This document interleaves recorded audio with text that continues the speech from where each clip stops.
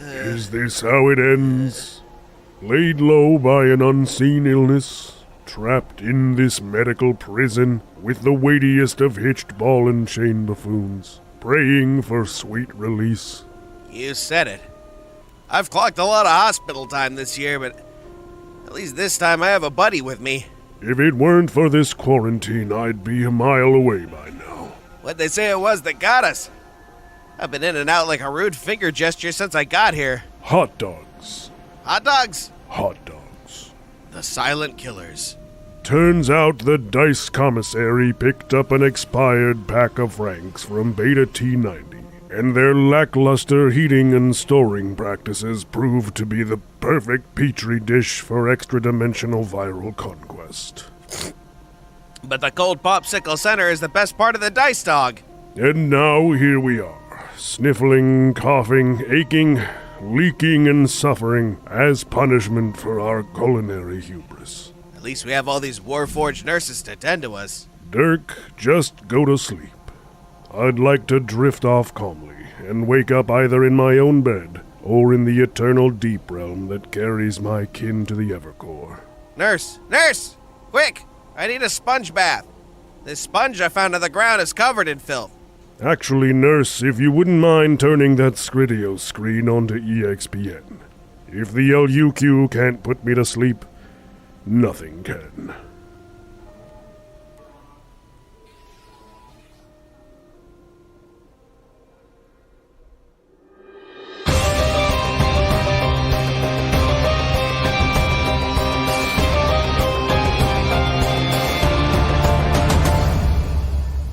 After a long and hard-fought battle, the Fallow Crown returns home with a sense of unease. In the wake of your victory over the Killbillies in the DyCE box, all of you were overcome with a sense of loss and dread. Wusha is carefully adjusting all 4 of the belts that were won at the competition. At this point in time, wearing them more like one big corset than 4 individual belts. Of course. Lots of flesh and water dripping out between the open parts between them.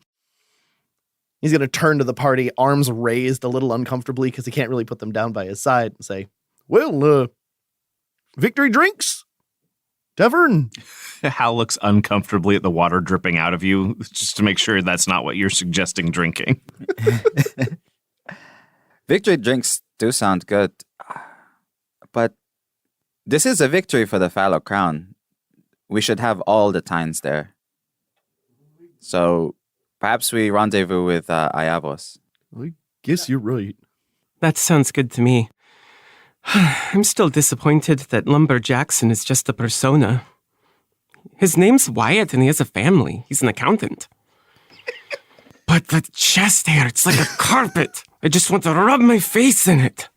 Dreams and seafoam, they're only around for a short time. Was that chest hair not just glamour? Could have been. No, the chest hair was real. When he turned back into Wyatt, it was still there. As you enter the apartment, high in the cylindrical tower of the hub, that sense of dread worsens. When Gaspar's keys hit the doorside table, screams tear through the silence. Oh, shit. Pen is off, running. Gaspar is loading a crossbow. Wusha is wildly trying to grab at the spears on his back, but realizing the belts are binding him more than he might like. Are the screams coming from inside the apartment? They are coming from Yavos' room. Okay. Yeah, I head that way too then. Pentecost slams the door open, and you take in the scene. Your eyes are pulled first, as though by magnetism, to the child. A boy, blonde of hair, in simple, unadorned gray cloak, with a white robe beneath. His body is young, perhaps 10 or 12, but his eyes are much older, like antediluvian glaciers, carving slow troughs through the earth's crust. They bore into you, with a breed of terror that can only be summoned by those who face certain death. For wrapped around the throat of the child is a claw whose thumb protrudes from the ulnar side rather than the radial, as though a mirror image of a bestial hand. The beast that holds him is familiar. Tabaxi, perhaps?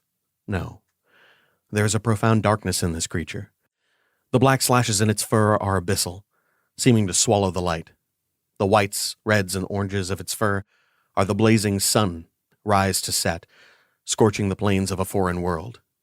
As it turns to you, expressionless, thunder in its throat, rumbling across the hunting ground, you see nothing in its eyes. Lustrous glass with no love or life beneath. More than predator, this is a monster. The fear that grips you is insurmountable, but when you see the body of your friend, with a gaping wound in belly, head, and heart, the sheer terror of the prey abates, replaced with that of the battlefield. Roll for initiative. Woo! Inish. 20 and higher? 15 and up? 19. 19. 10 to 15? Yo. Wusha got a big dumpy 12. 5 to 10? I rolled a Harathax initiative. I'm on 6. So Falric has a 7, and the Rakshasa has a 9. Sorry, I should have gone in the right order. That was my bad. The chaos. So first up, we have Gaspar, then Pentecost, Wusha, Rakshasa, Falric, and Hal. The initiative curse lives on. Gaspar from behind the rest of the Fallow Crown is going to train the crossbow bolt at the Rakshasa first, then at the child, then back. What is going on here? Whoa! Whoa! God, no, please! I swear to God, no, it wasn't me! I didn't do anything! I didn't do anything! He did this to himself! He did this to himself! Stop, please! And all you hear is that low, steady, rumbling roar coming from deep in the chest of the Rakshasa. Gaspar is going to prepare an action to shoot the child should he break free from the Rakshasa. Interesting. That brings us to Pen. Pen shows none of Gaspar's hesitation. Sensing the malevolent energy coming from the Rakshasa, she immediately reaches out with her golden arm and attempts to aurify him. Ooh, beautiful. Hell yeah. How does that work?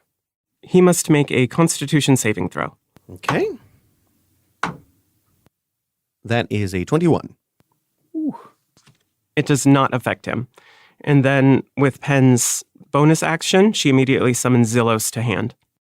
As your auric arm touches the body of this creature, you notice that the joints begin to stiffen and it almost seems to want to fall off.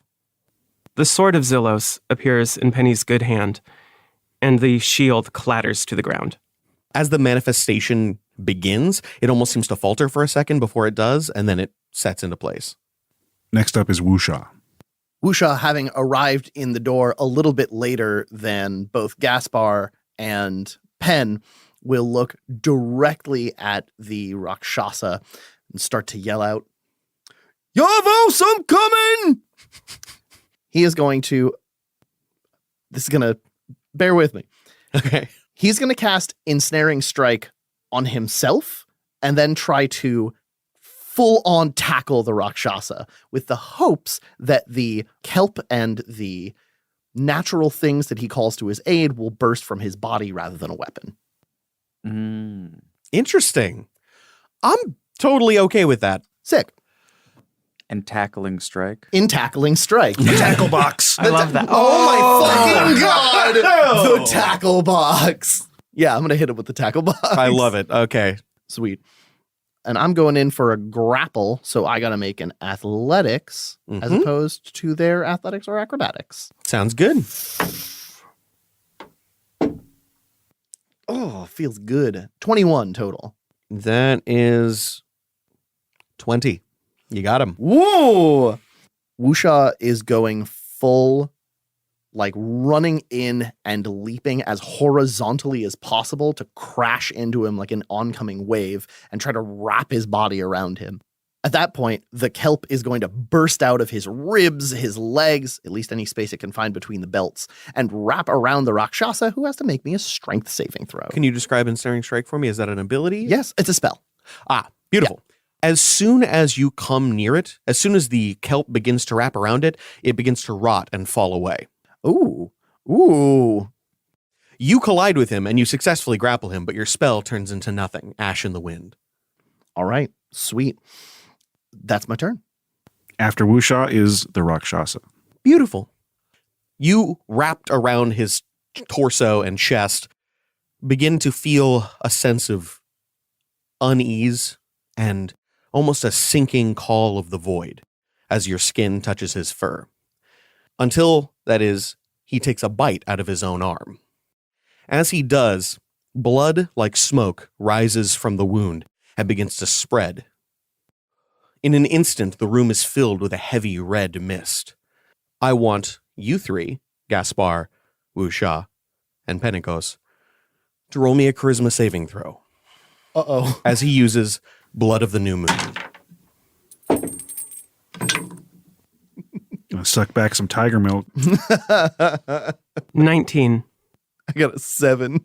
13. Beautiful. As soon as the mist touches your bodies, those things that connect you to your greater self, the magic of the undead, the phantasmal thread, gossamer, that surrounds you as a concept, Pentecost, and the call of the ocean, Farusha, fall away into the void, silent. Your bodies are as rag dolls, all except Pentecost. The strength which held you aloft, kept you propped up, and moved you as a normal person might move their own body, falls, gone. The two of you are suffering from paralysis. Pen, having barely succeeded, you automatically fail all strength and dexterity saving throws, and attack rolls against you are made at an advantage for 3 turns. You have been hit with a powerful wave of anti-magic. Everything that is animating you is gone, and all animated creatures who are plural, undead, or otherwise not of normal mortal make are susceptible to total collapse. Each of you may make another attempted saving throw at the beginning of your turns. After the Rakshasa is Falric. Still frantic, still screaming, he turns to Hal. For God's sake, just hurt him! Just do anything you can! As soon as he's weaker, I can do something about this! If that's his turn, then Hal is next. Beautiful. You are aware of the fact that magic has gone from you. Okay. Does that mean like can't cast spells or use magic abilities or? Correct. Anything under 6 doesn't work at all. Spell-like abilities, magic items, etc. have a 50% fail chance, and it is immune to those effects. Okay. All right. Does that go for everyone? Yes. Hal, blood running cold from the sight of the Rakshasa, who I don't think I've ever seen on this plane before, is going to focus on the eviscerated Iavos and actually run into the room and lay on hands. As you approach his body, I want you to roll me a perception. Sure check. thing. Quick point of order. Mm-hmm. Am I still on 1 hit point from the dice fight? No, you were instantly recovered. Okay. All right. Good. That's helpful. What kind of check did you ask for? Perception. Does a 6 make the check? It does not. As you run and approach him, all you can see is what looks like blood spilling out from his belly, his heart, and his head. All right. Hal pumps 15 points of lay on hands into Iavos immediately. Marvelous. As you attempt to push the magic into him, I would like you to go ahead and roll me a D percentile. Oh, really? 25.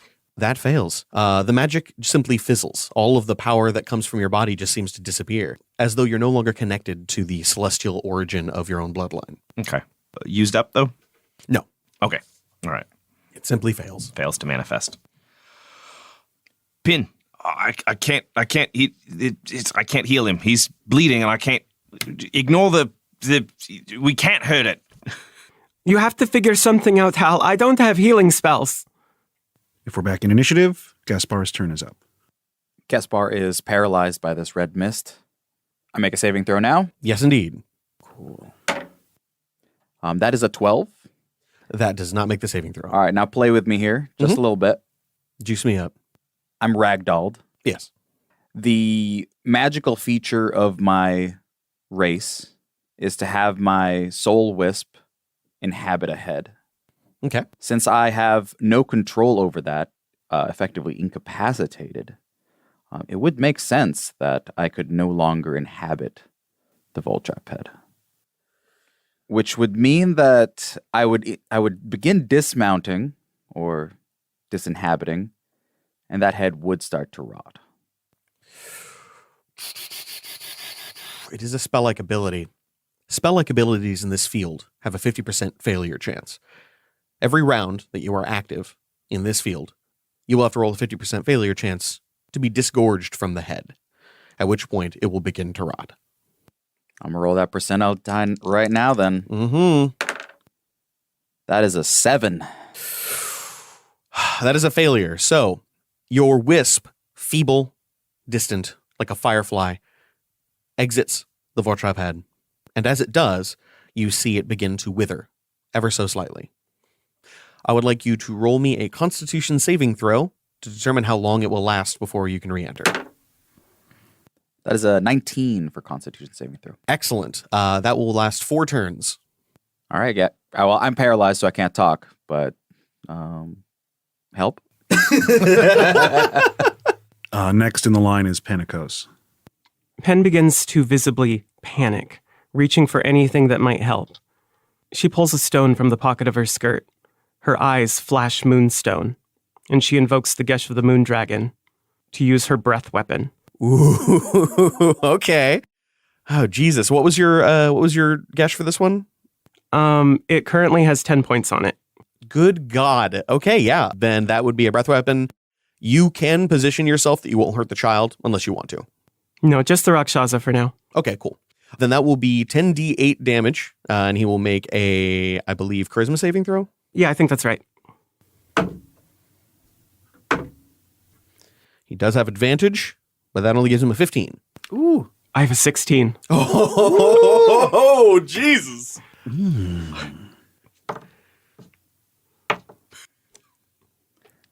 The juice. Y'all are beating it by just 1. If it helps, the charisma saving throw for his Blood of the New Moon is 18. Okay, yeah, I'm not saying I'm beating it or anywhere near 1. That is 35 points of damage as radiant moonlight blasts from Pentecost's mouth. It has no immunities to this. It has no resistances to this. As the moonlight shreds its skin, exposing the pulsating red flesh underneath, it falters. Only a little bit. Exactly enough for Falric to activate his reaction. The child's eyes open ever so slightly wider and begin to glow a sickening eldritch blue, and all of you feel a sense of death. Murtyu. The Rakshasa falls dead instantaneously and begins to rot ever so slightly, eyes melting into rivulets of sick goo, teeth cracking and breaking until it falls to dust. Penny, Gaspar, and Hal, I'd like you all to roll me either Arcana or Religion. 9. I also roll a 9. Hey! 10 minus 1. Another 9, we get a jackpot. 13. That's enough. You haven't seen anybody do it before, at least not a mortal. You've just heard a power word, to kill. And the word you heard is a common one.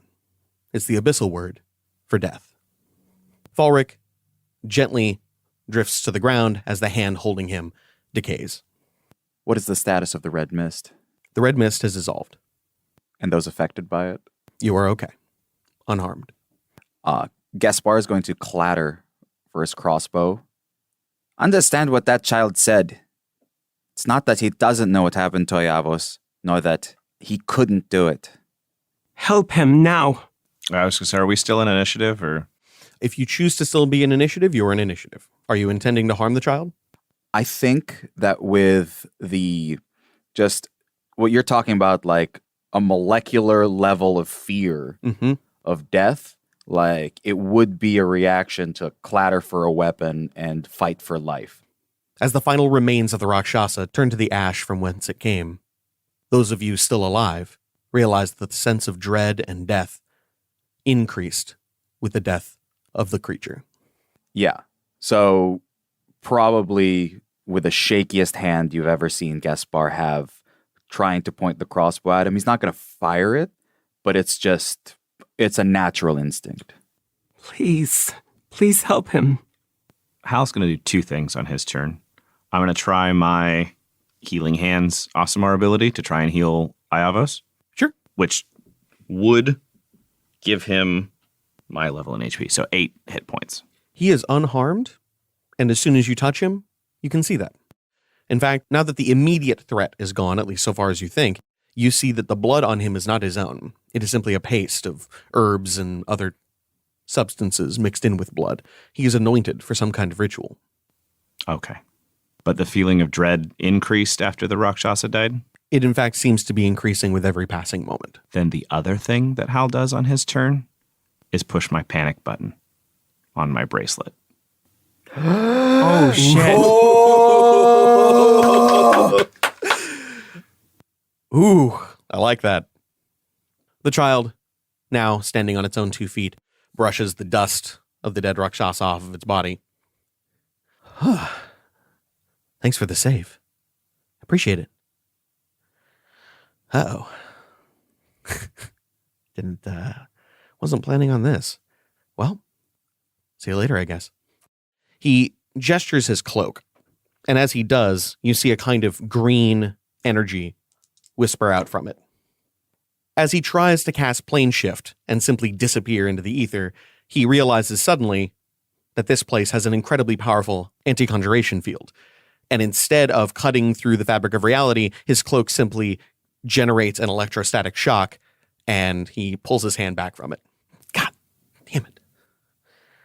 Well, you did me a good turn, so I will do the same for you.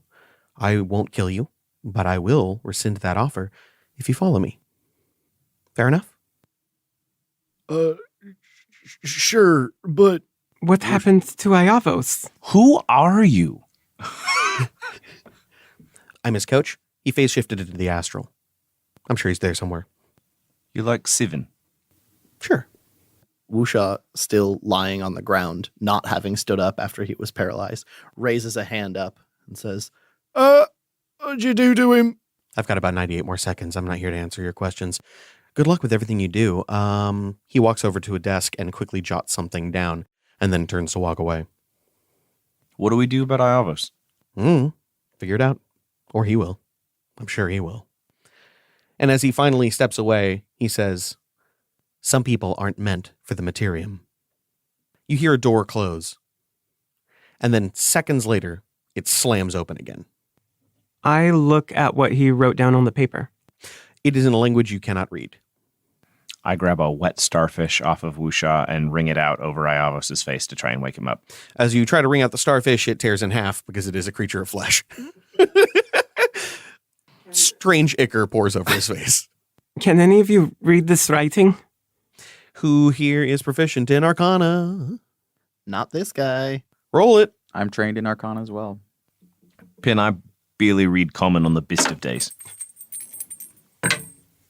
16. 18. Both of you immediately recognize it as an arcane cipher. You also know it would take you at least an hour to decipher it. We don't have time to do this, do we? Hal, Iavos is still breathing? The body is dead, but it is not rotting. There is life in the veins, but nothing inside. He's in some sort of a stasis. The child, he said that Iavos was in the astral? Is he tethered? Can I get a perception check from everybody? 10. Sucks. 6. Critical, so 24, baby. Beautiful.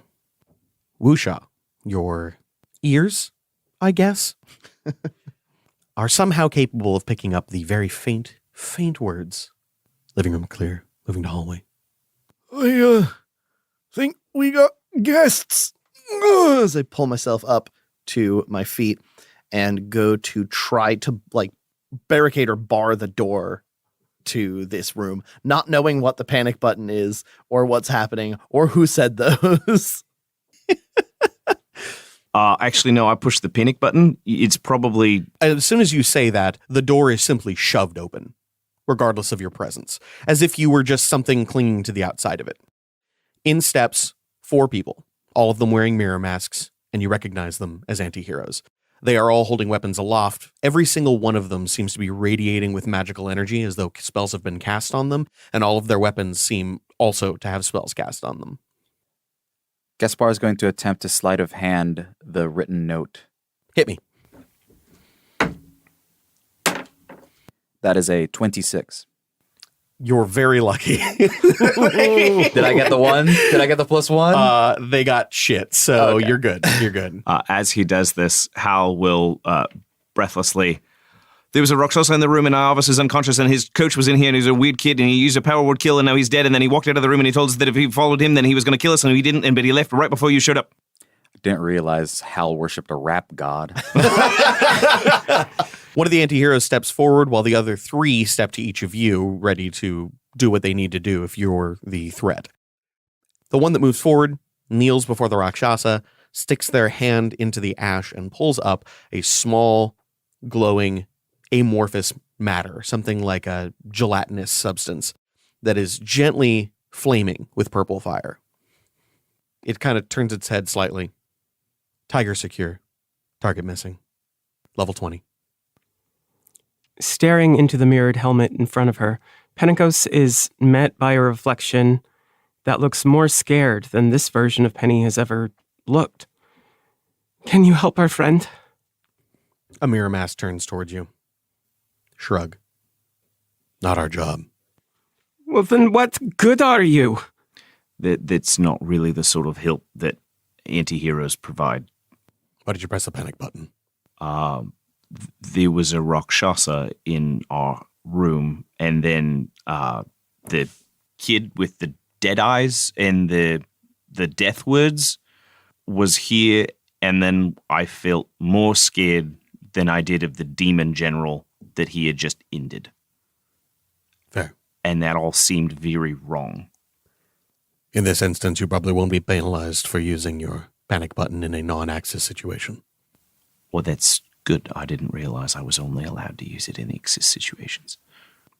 Hal makes a note in a little book. Just, We came at the power word kill. he tried to do a little cheeky teleport, but it didn't work, and he left on foot. And did you pass him on the way in? No. Sit tight. Watch the body. Hal sits. Whomp. Magic and parkour. The deadliest combination. He's a parkourmancer. All but one of the anti-heroes leaves, and you are left in the room of your friend with his disensouled body. Wusha looks toward the anti-hero and then looks back at everybody else and says, "Those bastards peck a wallop. They shoved me out the door like I was nothing. Oh, I have a more pressing and important question for everybody here than what they can and can't do. I've been picking up on a little pattern. The fuck did y'all do to cats? What? Look, there's that one cat, what we meant in Kinuit. It was rude to us. Now this cat, right here, trying to tear us open. This was hardly a cat, and, well, neither is Gilder, really. As much as I would love to entertain this conversation, I've been told not to speak while authorities are around by my lawyers. Ah, all right. Smart. Suppose you're right. Didn't try to do anything to us, really. We didn't need to. Oh, should I be scared? More scared than I already am? Not while I'm here, says the anti-hero. Oh, thanks, strange man. So, how do normal people get to the astral? Is there a way we can go find Iavos? You hear footsteps in the hallway. Normally, you'd simply go to sleep. Normal people, anyway. Sorry, Pen. You see Rain standing in the doorway. Rain, things have gone a bit tits up. I see that. We've got a problem now, but that's not for you to solve. I'd rather you take care of this. She nods towards Iavos. How? We've got people working on it. I don't think Falric will be back for any of you. He's not one to worry about loose ends. Pen kneels next to Iavos and takes his hand in hers. There's nothing there. It's like meat. Rain, can I ask why Iavos' coach was a preteen boy who knows 9th level spells. Falrick's Underhome is not a child. Hasn't been in a long time. What we do know about him is that he is older than most. He discovered the notion of the Lich in his studies in his first lifetime, but found them distasteful and did not find any desire to be undead, and realized the corruptive effect of it would compromise his ability to learn. So, instead, he occupied a new body. And then another, and then another. We don't know how many or for how long, but we do know that he is very old and very strong. So he's using another living being like a soul cage. Sort of. I can't fathom that. He starts by devouring the soul, meaning that boy that you saw is long gone. And, unfortunately, he gains all the power of that soul, all of its potential. But he's capped out because he is mortal, and everything he occupies has to be mortal, so he can only ever get so strong unless he gets smarter, which is definitely a risk. But he's not your concern anymore. Like the worst puppet show. Exactly. I used to like puppet shows. Did he give you any indication as to where he might be going? He said if we follow him, then he'll kill us. So no. Fair enough. Look, sit tight. Enjoy your time. Do what you can to relax. Understand that if Yavos was dead, his body wouldn't be functioning. He's done this before. Once before. And admittedly, during that time, he was gone for 50 plus years. So we don't know how long he'll be gone this time. But we found him once, and I'm sure we can find him again. With that simple instruction, Wusha will walk over toward the bed that Iavos sleeps on and grab what I imagine to be his thin but functional blanket, drape it over him and say, well, out of sight, out of mind.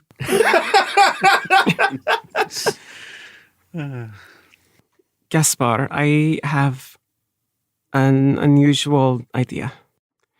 If Iavos' body does not currently house his soul, are you perhaps able to get in his head and figure out his location? As long as you think that Iavos' soul will no longer need that vessel, there will be degradation. That's unfortunate. I know he's not fond of this body, but it's where he keeps his thoughts, so... Rain turns to the anti-hero, whispers something to them, and then the anti-hero's gone. Like leaves or is just gone? Is gone. Okay. Gaspar is then going to take out the scribbled arcane cipher and give it to Rain.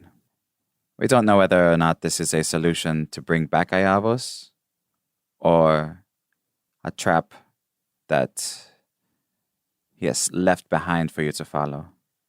Well, appreciated. I only wish I knew anything about magic. Well, this level of magic anyway. I can give it to our people. I'll be back. She turns and leaves. With you all just waiting. Man, I bet Iavos could decipher that in like 10 minutes. Bye, Rain. Pen hugs Iavos' arm to her chest, touching the backs of his fingers to her lips, and stays there. Hal puts a can of soup in the prestidigitator and comes back with some warm soup. Which, I don't know, it just seems like the thing to do while we're waiting for Iavos. Assuming Iavos was covered in a bunch of unguents and things to prepare him for a ritual, are there any other ritualistic paraphernalia around for me to investigate? There are some candles lit, but not much. And a lot of it seems, at first glance anyway, not to necessarily be powerfully arcane, just normal components like a normal ritual. And nothing in writing, no tome left behind. Not that you can see. Where's Opus? Opus is not there. Gaspar is going to be searching for Opus. Gotcha. Hal's going to go through Iavos' stuff, knowing that there's a thing that you can snap that makes a smell that wakes people up when they're sleeping. After shoving 2 cinnamon sticks into his That's nose, exactly- you realize that's- that nothing happens. That's exactly what I was going to say. I rolled for medicine. I got a 10. So I probably pick up a cinnamon stick and I snap it under his nose, and then I sniff it and I go, oh, wait, no, that's cinnamon. What delightful. I drop it in my soup and I continue. It is 20 minutes, only 20 minutes, before Rain returns, breathlessly. We've located him. He's in the Axis. Oh, Yavos. Yes. Good. Fucking asshole. We don't know why he's there, but that's exactly where his soul is. We had assumed that perhaps it had gone somewhere else in the Astrum, but it is right here. What are we waiting for? We have some questions. Like, how are we going to get him? And how quickly can we get there?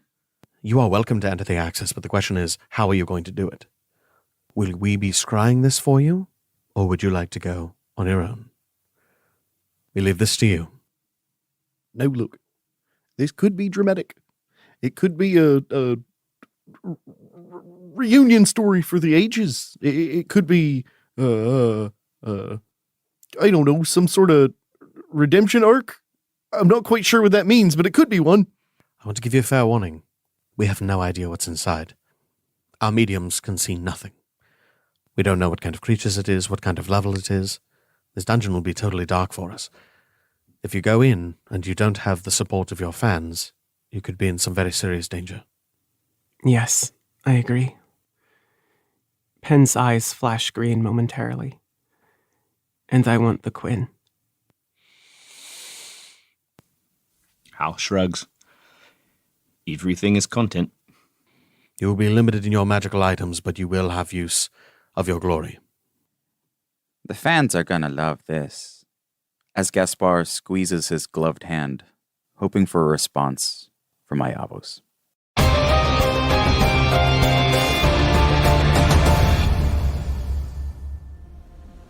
Rusty, my gutsies are on fire. I think all my teeth are loose. Yes, Dirk, I'm feeling it all too. Even my deep folk constitution is no match for this invisible foe.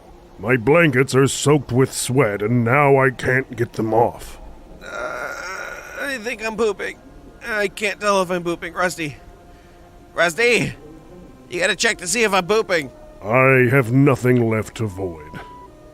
I've purged my body of every spare fluid with a force these human toilets were not prepared for. Rusty, I'm scared. Are we gonna die? As sweet as that sounds, the Aura experts have assured us this will pass. And once the medication finishes running its course, we will be back to normal.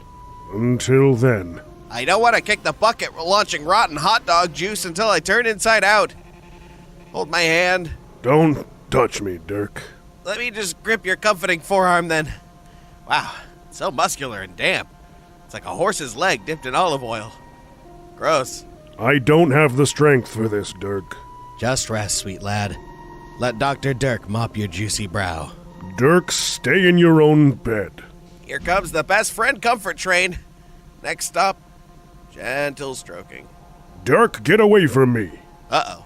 Oh no. All these gentle gestures of affection have caused a tremor in my torso. I think I'm gonna yarts. Or maybe squirts. Get back in your own bed. Nurse! Nurse!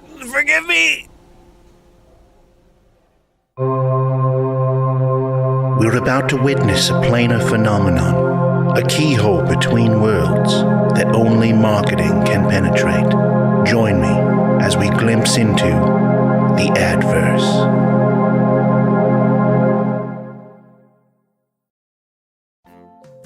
Hey, Mindy, I'll race you home for a bowl of cereal. You'll never beat me. 3, 2, 1, go! Oh no, we've been caught in a sticky web. Who could have done this? It's Crunchy the Ettercap. You're trying to stop us from getting to our delicious Ettercap Crunch, aren't you? That's okay. We have plenty for everyone. Ettercap Crunch, made from real corn, pure cane sugar, and of course, delicious gooey spider eggs. Part of a well-balanced breakfast. Check us out on the web.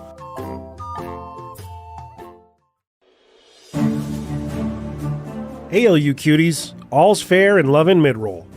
I'm going to make this a very short one this week because I am very sick. In fact, the reason I wrote the meta with the narrative of Dirk and Warren being sick is because me and Zach are both very sick, and it just made sense. I don't have a lot of brains or energy, so I'll just remind you to check out the LUQ.com. The cast bios have information and links for each of the cast members. The links to the merch page have all of our newest products, and most importantly, the links to the Patreon can guide you to rewards beyond your wildest dreams. And by that I mean lots of LUQ bonus content and cool gaming files. The legendary mid-roll teams are the Titans Rise, the Ceaseless Horde, this week's featured team, the Twilight Concord, with Maisie, Mike Gordon, and Big Boy Roy. For advertising opportunities or personal messages, contact admin at slap-studios.com. Follow us at twitch.tv/slap-streams for Monday night live premieres of the LUQ, Pokemon Soul Link Nuzlocke and Penny Plays during the week, and so much more. We're very excited to get back to the main story and can't wait to share the rest of this chapter with all of our amazing fans. So thank you for everything. But that's enough out of me. Let's get you back to the battle axis.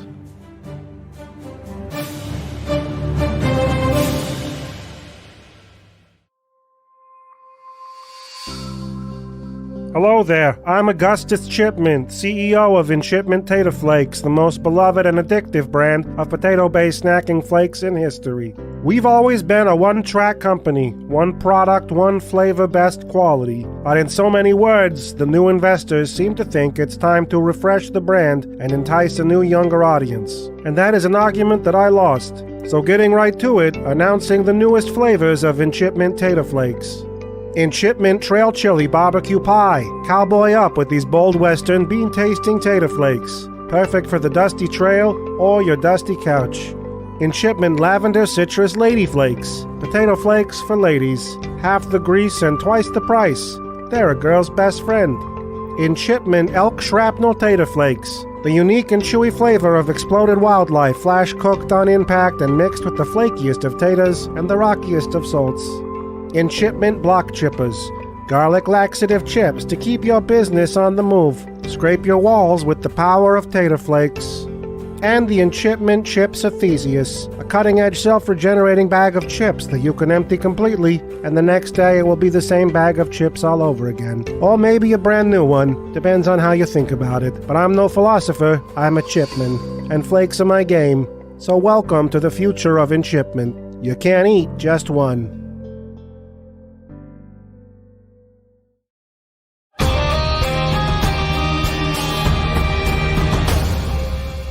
Normally, when you face your fear and step into the void of the Axis, it's a membrane of dimensional magic that greets you.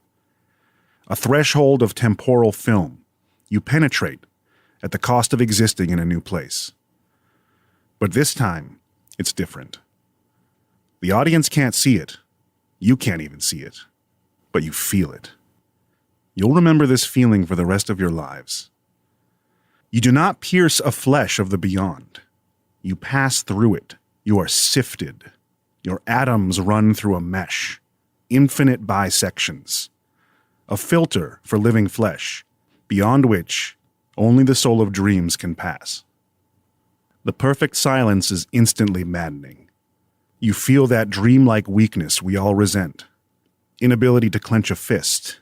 The need to yell but no voice answers the call. The endless threat of falling, forcing you to keep your feet. The world builds itself around you. Part of you feels like you're the architect of this design, but powerless in the drafting. Metacognitive spectation of the birth of a tiny universe.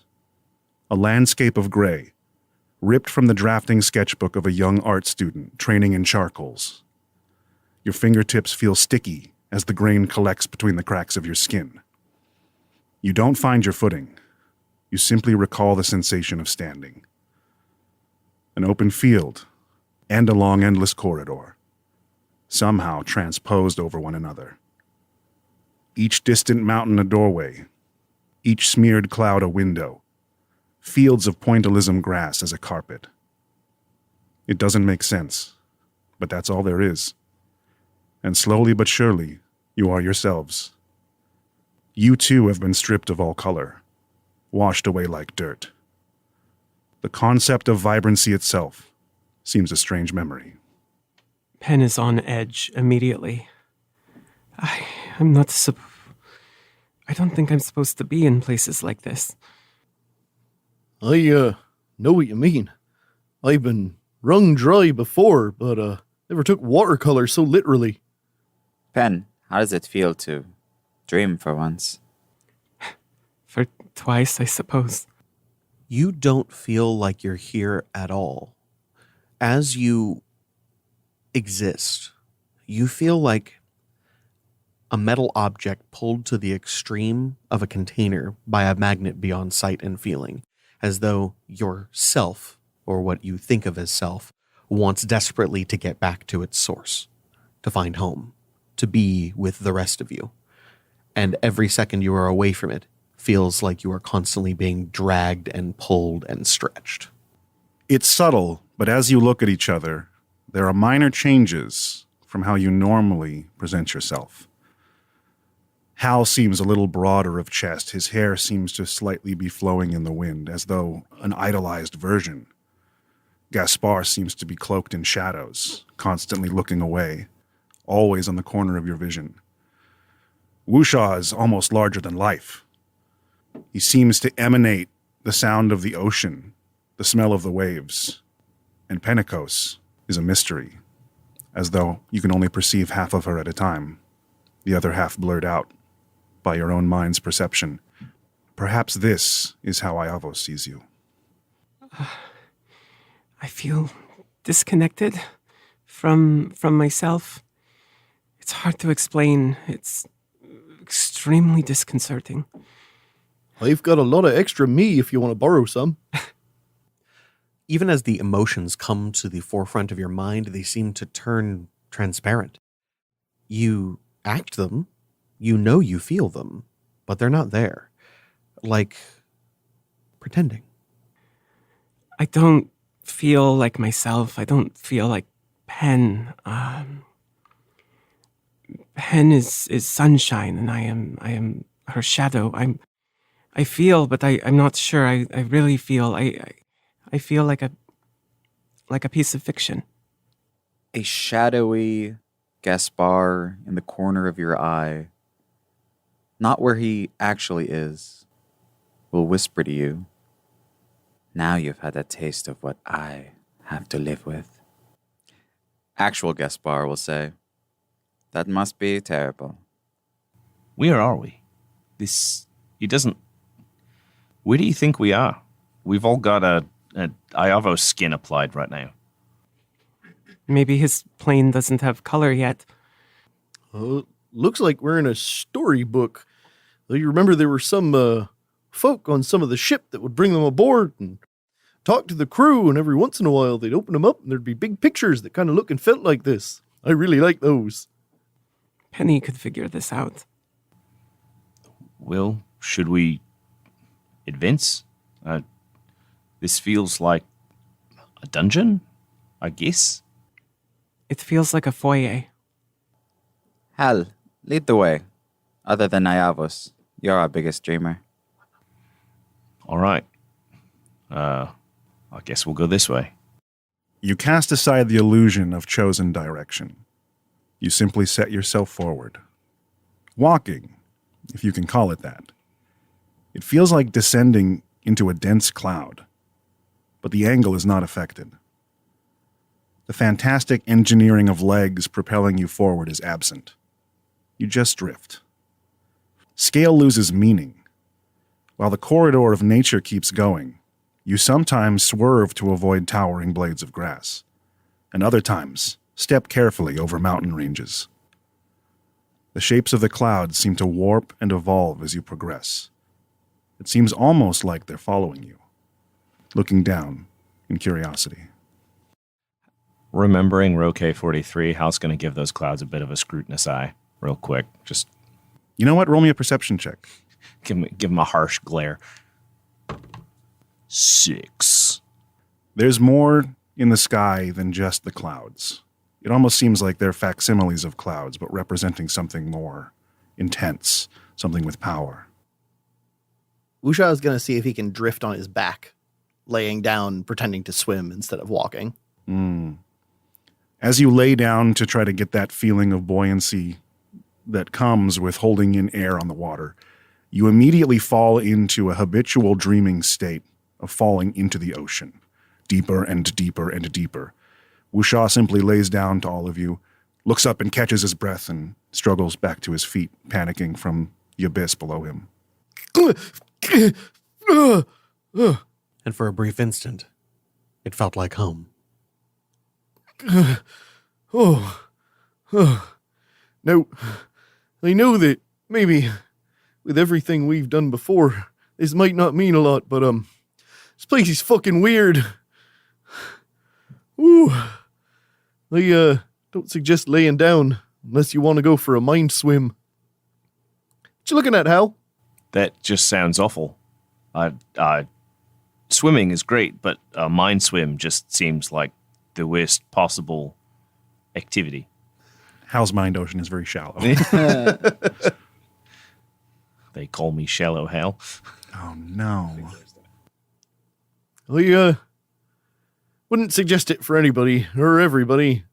If you've done it before, though, you can kind of feel nice. Does it feel like to anyone that we're really making any progress? It seems like we're just walking. We certainly don't have a destination. Shouldn't we just enjoy the journey then? I've never been in a dungeon where the hallway just keeps going forever. No, I've existed in 3 dimensions. I've existed in more, but this is beyond comprehension. Perhaps we need to travel with the intention of finding Ayavos. Ayavos? You here? Anywhere? Hello? Hello? Hello? I'll have everyone roll me a perception check now that you're more on the observation tack.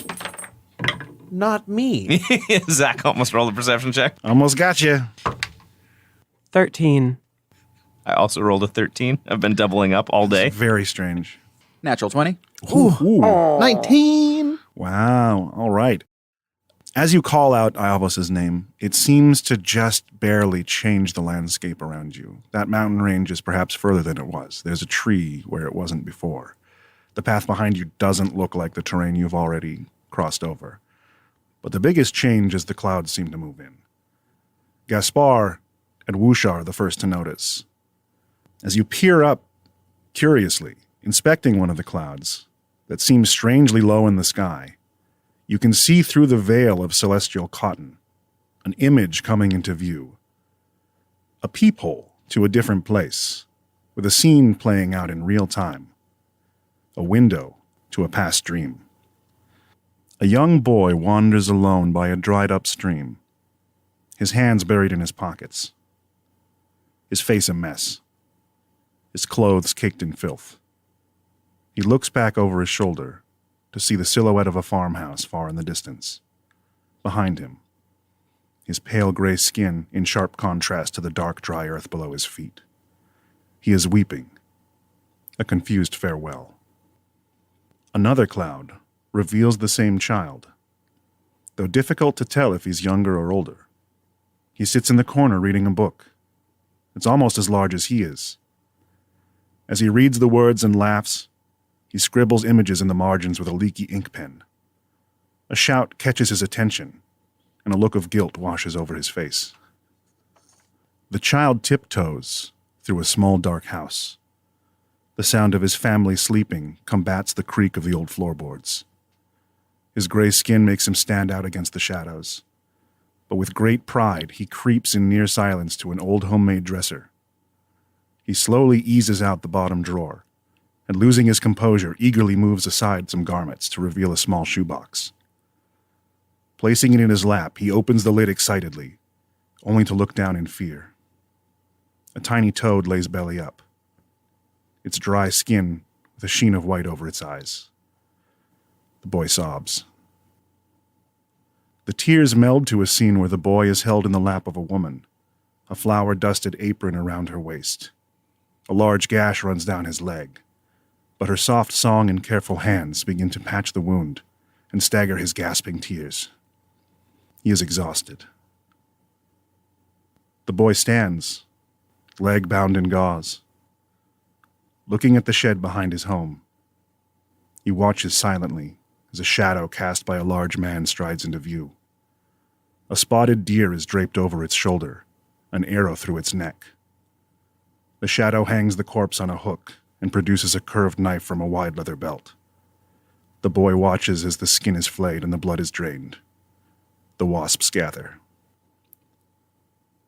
The boy sits at a small family table with two others. A young girl with braided brandy hair to his left, and a tall boy, almost a man, with straw blonde hair to his right. Tiny stones are arranged on the table as they play a game. The oldest boy flips his yellow scarf over his shoulder, scoops up a pair of dice and tosses them with a skilled hand. The three look down at the numbers, and he laughs as he scoops all of the stones towards himself, giving him a vastly larger pile. The young boy pouts and crosses his arms while the young girl shakes her finger at the young man, seeming to scold him, but he just tilts his head back and laughs. The boy pulls weeds, hands bleeding from the sharp fibers, his brow soaked in sweat, crawling on his hands and knees, working himself into a stupor. His hand brushes against a large cold stone, and he looks up in shock, having lost himself in the work. He has made his way into the shade of a large willow tree. The stone is embedded into the earth between the roots. Carved into it is the number 3. As he looks upon it, he goes quiet, and then a smile spreads across his face. His lips whisper the shape of the word, hello. A raven pecks at a dry old post, a desperate act. Its midnight feathers are frayed and seem to hang limply off of its thin frame. It looks up at the sun, stronger and drier each day. The landscape is near barren. The raven decides it has had enough and simply falls off the post, never to scavenge again. The boy looks up from his work, digging into the soil, trying to find the dark, moist earth and bring it to the surface to house the seeds in his pocket. He pulls out a small knife and carves a line into the handle of his shovel. There are now 12. You become lost in these images. The way your mind drifts through these scenes pushes the concept of time moving to the back of your minds. The landscape is changing, yet always the same, as the clouds look down on you, the others too far to see. Is that Iavos? The boy. He looks familiar. Normally, I would say, how many gray-skinned youths do you know? But here I imagine it's all of them. So, I'm not sure. I feel like I just lived 12 lifetimes. Anybody feel tired and heavy? I feel weightless. Suppose that makes sense. Suddenly, floating's not the only thing I want to do here. Wish I could reach in, give that boy what he needs. If anyone could wet the earth, it'd be me. I don't normally trust the dreams of other people. They could be anything. They could be the version that they want. So, do you think that these are not real things, but maybe how he imagines they were? But in this case, it is Iavos we're talking about. From what he has stated, this is what he has lived. I don't think that these are just dreams. These are truths. Just because something didn't happen doesn't mean it's not true. Does the inverse work as well? I believe so. Was it our intent that brought these images? I don't know why you're looking at me. This whole thing's a bit over my head. It seems like that did something, but I'm not sure it did what we wanted it to, and I don't know that we're any closer to finding ours. This dungeon seems a little, Hal taps his head, a little brainy for me. As you discuss these things, you've been wandering, drifting, if anything. Pretending direction is a thing you have control over. Feigning at a known path. And you hear a gentle whistling sound on the wind. Something falling from far away. A tiny dark shape stands out in the sky and drops into a far-off bush. The leaves begin shaking. Hal will approach and inspect the bush. As you part the charcoal gray leaves, you see something new, something real, an object that lies before you. Though it's small, it stands out in its actuality on the vast scape of faded gray imagination. Despite its small size, the realness of it is almost imposing, confounding. As the group surrounds it and looks down, you all see a book. A black cover stitched with thick thread, full of dog ears, bookmarks, and pieces of notes. As you look down on it, uncertain of what to make of it, an eye in the center of the cover snaps open to look up at you. A long ribbon tongue sways back and forth, and the pages purr in satisfaction. It is unmistakable. Opus, cast aside, forgotten, and alone. That is, until you entered the world of dreams.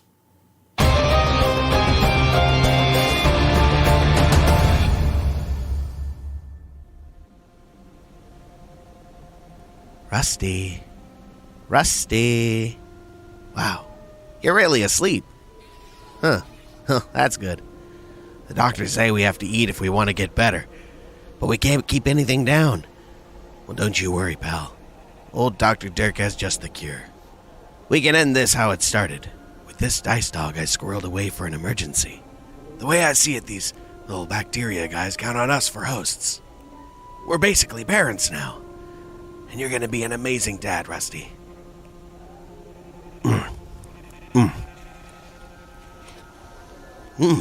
So cold and sour. How could something so good be so evil?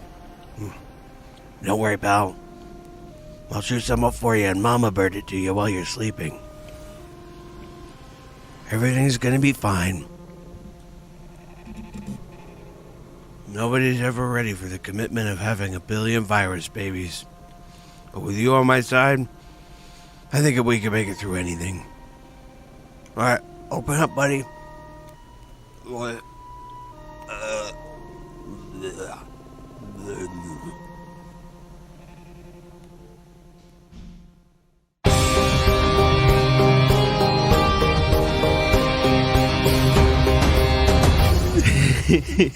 Ooh. God, I miss your DMing. I found Opus. So much. Found it. I was glad you were looking earlier. I'm like, yeah, you're going to find it. Brain quest for hidden Iavos. Let's Brain go. quest. Is that the end? I've got heart zest for this so good. I was so engaged that I just tuned out all time. It's true. I feel the same way. Like I just want to sit back and listen to law stories all day. Well, if it weren't for your thoughtful reactions, that would have run a little too short. So thank you for filling that and taking the bait, taking the scene. I always take the bait. I think that's the first time anybody's called Wusha thoughtful. So thank you. Well, it's outro time, right? That's what we're doing. Yeah. We're already there. Yeah, baby. This is it. Buddy, baby, buddy, boy. Holy crap. Let's go around the table and hear some fucking favorite moments. Some Favy Momo. Favy Momo. Favy momos. I don't like that. Favmo? I like Favmo. I like Favmo Hi, I'm more than Favmo. Favy Momo. It sounds like some like government form you have to fill out, like FAFSA. Oh, Oh, God. yeah, the Favmo. I need Favmo 19A. You have to tell the truth or they won't give you money. What was my favorite? I'd say my moment? favorite is the manifestation of dread for most of us. Because, right, we're playing characters that are supernatural. And when you have something that just goes, okay, I'm going to cut that string real quick. You just plop. That was fucking brutal. Oh, yeah, It's like, that oh, decimated us. we're actually, it's actually a weakness. It's like, Yeah, playing badasses and then being humbled by a real threat is like, Yeah. Yes. it's like, oh, what makes you a badass? We got mortaled. All I did was just be like, if you are magical in nature, Look, I almost got the best coach he could get. I appreciate that fuck around and find out moment there, Zach. yeah. Well. Can I just say my favorite was just the fact that you guys bothered to attack the Rakshasa. I was like, they are either not gonna like. Angelo set the tone. Was like, I'm not going to attack him. I'm like, okay, cool. That's totally fine. And then everyone else is like, I'm going to attack him. I decided that as soon as we entered on that scene, because like Penn doesn't know these fucking people. This is the scene it opens to. I'm like, I'm picking one of them to attack. I had an outcome for any of the obvious eventualities, and I was ready for whatever you guys wanted to do. Yeah, I tried to explain why Gaspar was actually aiming the crossbow at the child, and that's because of what he said. Yeah, he's like, it's not like it wasn't me. It wasn't me. But whereas a regular child would just be like, what's going on? Like scared. And he's also, it's like he could have done it. Yeah. It sounded like a kid who was lying about those books are too advanced for her. Yeah. I just love the fact that none of you knew the coach. And so walking in, you're just like, a Rakshasa, a magic-eyed boy, and my dead friend all enter a bar, and I'm freaking out about it. I decided Hal's probably at least conceptually familiar with Shastas with Rakshasa Shakshuka, and that was why he was like, I need to focus on healing Iavos because I didn't do jack shit to this thing. I had actually intended to mention that each of your characters have experience with them except Wusha. Yeah. And then I just completely forgot to do that because I got wrapped up into what was going on. Wusha hasn't seen him because cats don't like water. Fair. Tigers are okay in water. Any other not ocean water. Any other favorite moments? I have this perfect like Renaissance Italian old master chiaroscuro fucking image of Penn kneeling down next to like the blanket draped unmoving body of Iavos, like cradling his hand, and that was a really strong image for me. I fucking love that. Yeah, same. I mean, I just love everything Law does as far as descriptions and character stuff. It's all so juicy, tender, great. I always try to tickle the heartstrings just a little bit. My heart. I like the whole description leading into the charcoal world before the other scenes. Like that was just very evocative to me.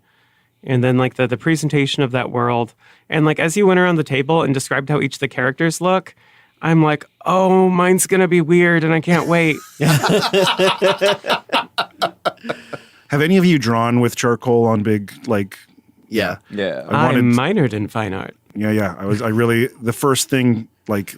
just seeing something that looks like charcoal, making your fingers feel like they were sticky at the tip. That was a sensory thing I had to go for. I like that. Also just like the ephemeralness of charcoal, because when you do a charcoal drawing, you have to spray fixative on it, which is an adhesive to get it to stay. Otherwise, you can blow on it and it will, like a lot of it will fly away. I wanted it to feel very fragile and temporary. I'm not good at it, but it makes me happy. You minored in fine art, and I minored for coal. Sorry. So that the tone was totally not right for it. But as the Rakshasa died, what ran through my head was 2 thumbs up, bitch. Nice. I'm just fun. It's fun for me to get to tell my little silly stories again. I like that. As much as I love playing Iavos, and I love telling a nice emotional story, and this, I get to do both at the same time. Oh, I feel you. I love time DMing. for But silly I like stories with Law. The part of the show where Law tells a silly story. Just kidding. You're going to cry. I'm gonna have to say, Angela was on it with some fucking killer lines today. Like at least 3 times, I was like, "Fucking Good line drop. Dana had a couple too where I couldn't get too excited because I don't want to spoil anything. But there were a few actually just around the table being like, "I'm glad you said that just now. I'm going to be able to respond to this later." Oh, that's great. We're starting to get too in sync to the point where we're all like kind of figuring out what everybody's doing and like our thinkings. Pretty soon our menstrual cycles will line up. Yeah. Yeah. Shit, I was gonna say something.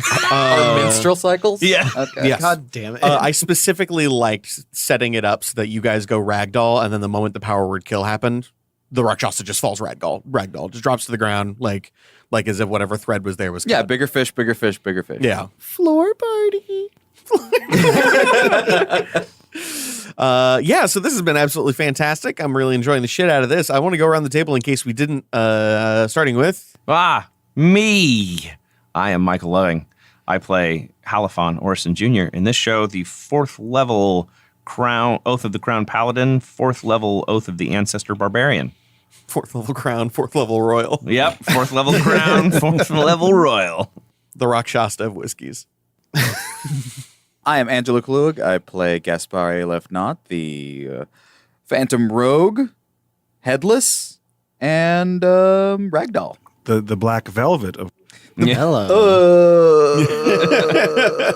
I'll take Crown. Okay, you get Johnny Walker Black. Thank you. There you go. My name is Max Hobbs. I play Wusha Brinechild, the Wandering Tide, who's a 7th level ranger, 1st level fighter, and I am the grog of whiskey. I was gonna say you'd be an Isla Scotch. There you go. I was going to say. Just the water, though. Just peat and salt. Oh my gosh. I am Dana Ebert. I play Pentecost, the level 8 Fawn Warlock. And we are level 8, right? Yeah. Cool. Not me. I'm dead. Disembodied. And yeah, great stuff. Penny is a bottle of Cazadores tequila. It's got to be whiskey. It's got a deer on the cover, and she's a plural. Plurals are tequila. Glenfiddich has a deer. It's true. So does the one with starts with a D. Either way. Jägermeister Anyway, yeah. is full of surprises. And has a I'm Law. I'm DMing right now. I usually play Iavos, but he's dead. And I am also the creative director of Slapdash.